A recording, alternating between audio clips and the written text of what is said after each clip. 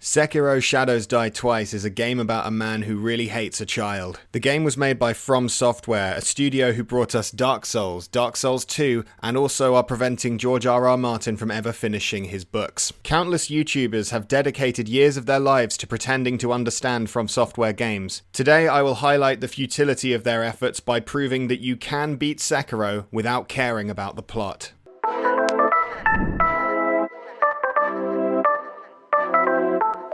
The year is the olden days, the place, Japan. We meet Sekiro sitting in a hole, despairing because he has not yet been able to murder a small boy. Why is he in the hole? It probably doesn't matter. After escaping from this metaphor for having taken too much ketamine, Sekiro goes and hunts down the boy. He demands that the hellish child return his sword, which is called Kusabi Maru. I don't know what that means and I'm not going to look it up. Although Sekiro could feasibly kill the child right here, the game designers don't let you do it because they've designed loads of bosses and they want you to go and kill them.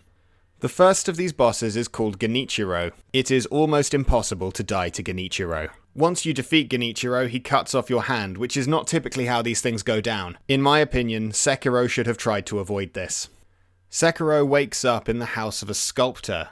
This new ally presents Sekiro with a prosthetic arm. It turns out that this new arm is vastly superior to any regular human arm, perhaps explaining why Sekiro allowed Genichiro to cut off his hand.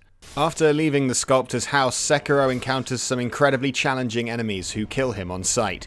Much like the Dark Lord Voldemort, the villainous child can communicate with Sekiro telepathically, taunting him even in death. Our hero will not be granted the glorious death he craves until he cleaves the child in twain. After rising from the dead, we cut our way through a series of Japanese NPCs before stealing a magical bell from a blind woman.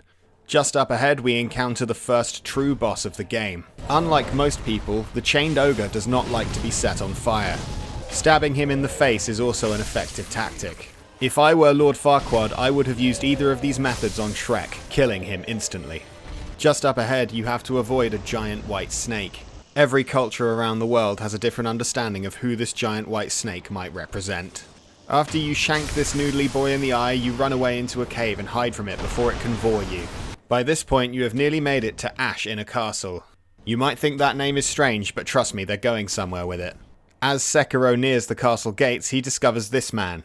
My name is Kyobu Masataka Oniwa! As I breathe, you will not pass the castle gate! Not really sure who this guy is or what his deal is, really. Once you butcher this man and Thanos snap his horse, you will be allowed to enter the castle. Psych, I tricked you, there's another boss. You've heard of a bull in a china shop. Get ready for a bull in a courtyard that's also on fire. Much like ogres, bulls can also be killed by stabbing them in the face.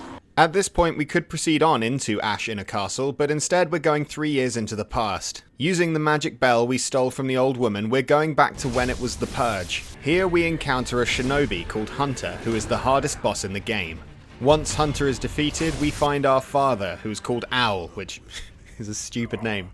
He doesn't even look like an owl, he's massive. Anyway, Owl tells you where to find the quote-unquote divine heir so that you can go and kill him. But you don't have to do it alone. Lord Ishii would never forgive me should I fail. Let us fight together! Hear me! Together with your new ally, you fight Juzo the Drunkard, who would probably be known as Juzo the Tall, if he... he's about 10 feet tall, but he's known as the Drunkard, so this man must drink a lot. Anyway, you kill him, your new friend has a little pant, and you head inside. There he is at last, the divine heir. But just before you can cut him down, an old woman appears. It's time to add Senocide to the list of Sekiro's crimes. After a short fight, Sekiro banishes Lady Butterfly to the Shadow Realm. But it's not over yet, boys. There's another Lady Butterfly, possibly a twin sister or something along those lines. And this one has a ghost army and also shoots butterflies at you, which is a lot more thematic. Clearly she is more deserving of the name. Once you defeat her, the cave begins to collapse and Sekiro gets stabbed in the back by an unseen assailant. You know what, now that I think about this, if this was 3 years ago and we know that in the present Sekiro really wants to kill this little boy, maybe this is the little boy killing Sekiro here, that would make sense. Snap back to the present, we're in Ash in a castle. Sekiro needs to fight his way inside, murdering strange crow people along the way, and also some regular humans who I'm not actually sure if these guys are bad guys. Like, they look exactly like our friend from the past. Just up ahead we encounter Jinsuke Sase, who is the hardest boss in the game. Once you've died to this guy the right amount of times, the game will make him easier without telling you, and you'll be able to defeat him, proceeding onwards.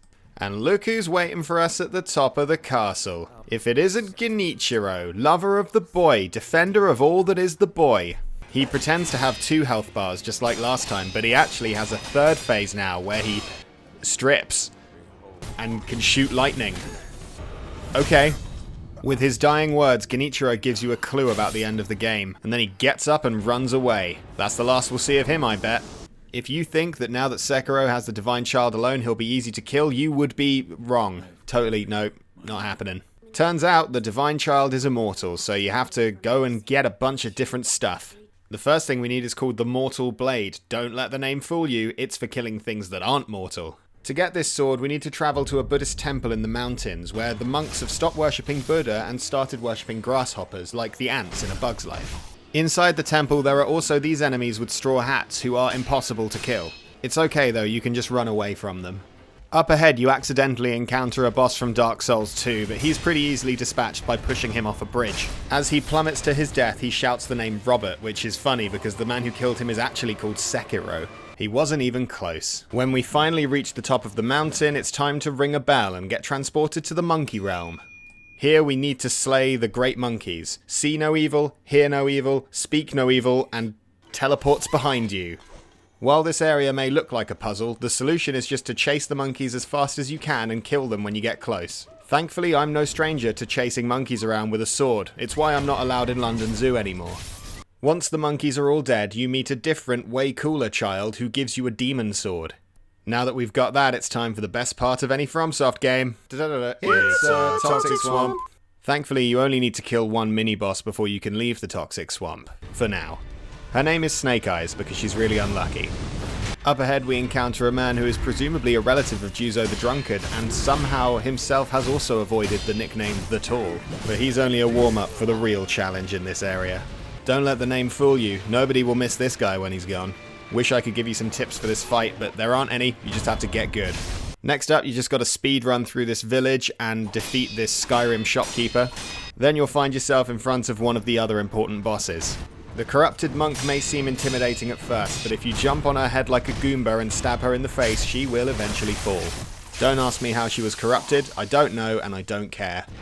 After that, you just need to quickly wander into a location that, frankly, I cannot believe is not a boss arena, and you pick up this red MacGuffin thing. Next up, we've got to go fight Snake Eyes again, for some reason. Game of the year. For reasons that I don't care to understand, Sekiro now needs to go to the land of the monkeys. Deep within this simian land lives the Guardian Ape. After a quick tussle in which you will certainly be slammed into the ground at least once, the Guardian Ape is defeated. Excuse me, 1 second. After running away from a headless monkey for a while, you'll kill it, and that's the end of that. No more monkeys. Monkeys are over now. Inside the monkey's cave, you discover the White Lotus, which you can sacrifice to add 3 mana of any colour to your mana pool. Now it's time to head back to Ash in a castle, where the Fire Nation are attacking. Once you follow the same route into the castle, you will discover Lone Shadow Vilehand, whose name is a clue on how to defeat him. You just need to loan a shadow by mind-controlling his friend. I don't know why everyone says 2v1 boss fights are hard. It actually seems easier when there's someone helping you out. Then on the roof, it's time to get betrayed. That's right, Owl is back, and he's come to protect the Divine Heir, which is not what Sekiro wants. So we got to have a boss fight with him, and let me tell you, Owl is a great shinobi. Whatever that means. It's quite a tricky fight, and he uses all sorts of tricksy little moves, but by the end of it, after, a few hours or days, you will kill him. Consider your lawn mowed, Owl. It's time now to head back to the fake boss arena. Here, Sekiro sits in a tent before being crushed by ropes and dying. Sekiro wakes up on the alien planet of Pandora, being carried by a little stick man made of ropes. But that's not the worst of his problems. In order to proceed towards the Unobtainium, Sekiro needs to defeat the corrupted monk again. This time she has an opaque body, 3 health bars, and a centipede inside her that vomits fear. Mood. Once the monk is dead, Fountainhead Palace awaits. It's a charming place, full of people who shoot lightning at you, a giant fish, and these guys who make you turn so old that you die. Once the lightning thrower is killed, Sekiro can follow the giant carp into its underground lair. Then you meet a woman who's lying up against a rock and Sekiro has to fight a dragon. Although From Software are famous for making challenging games, this boss fight feels more like something out of Mario Odyssey, and this is not a joke, this is a sincerely held opinion. Actually, the dragon fight in Mario Odyssey is better than this one. I said it. Once the dragon is defeated, it starts to cry because it knows that now nothing stands between Sekiro's blade and the boy. Back in the real world, an old man has died and everything is on fire. Ash in a castle, I told you it was coming back. Speaking of things that are coming back, we're going back to the place where Sekiro lost his hand, and who's waiting there for us but Genichiro? In a shocking twist, he has acquired his own magical demon sword, and he is planning to kill the boy before Sekiro gets a chance.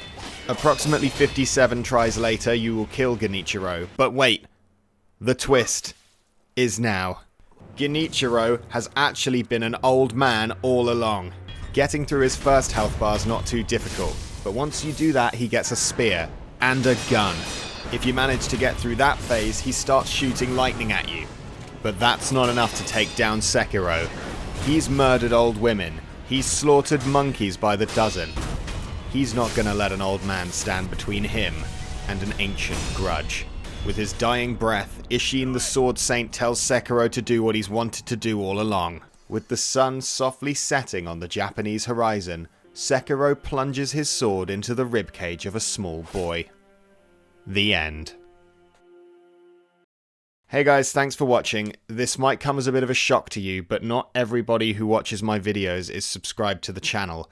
YouTube support have told me that this is actually quite common and perfectly normal, but I disagree, so I am taking them to court. If in the meantime you could subscribe, that would help me immensely with paying for legal fees. Thanks.